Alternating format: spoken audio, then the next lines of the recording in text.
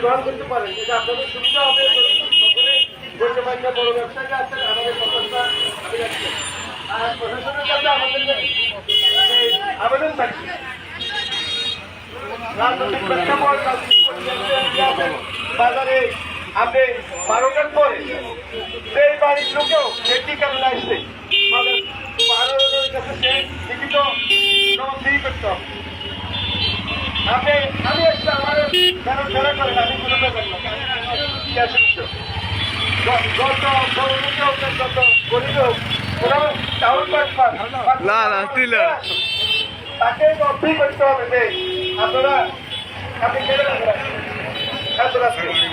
আর বাজার পাহারাদার বাজার কমিটি আমরা ব্যবসায়ীরা সাধারণত 11টা 12টা মাত্র সকলে বাড়িতে বেশি করে 7টার ভিতরে আসে।